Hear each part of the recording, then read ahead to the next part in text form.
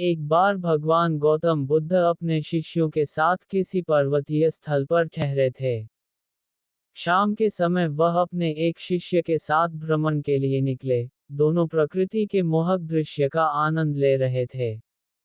विशाल और मजबूत चट्टान को देख शिष्य के भीतर उत्सुकता जगी। उसने पूछा, इन चट्टानों में तो किसी का शासन नहीं होगा क्योंकि ये अटल, अविचल और कठोर हैं। शिष्य की बात सुनकर बुद्ध बोले कि नहीं, इन शक्तिशाली चट्टानों पर भी किसी का शासन है।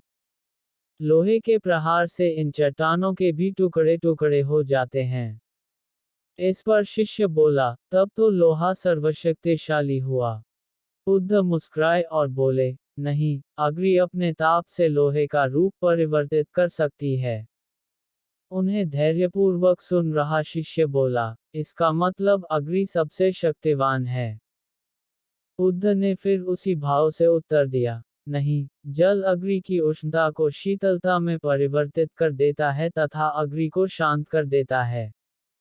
शिष्य कुछ सोचने लग गया। बुद्ध समझ गए थे कि उसकी जिज्ञासा अभी पूरी तरह शांत नहीं हुई है।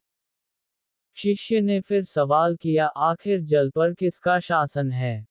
भगवान बुद्ध ने उत्तर दिया, वायु का। वायु का वेग जल की दिशा को बदल देता है। शिष्य कुछ कहता इससे पहले ही बुद्ध ने कहा कि अब तुम कहोगे पवन सबसे शक्तिशाली हुआ।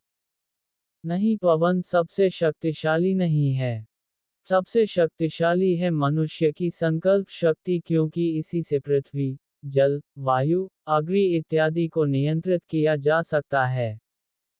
जीवन में कोई भी महत्वपूर्ण कार्य संकल्प शक्ति के बगैर असंभव है, इसलिए अपने भीतर संकल्प शक्ति का विकास करो।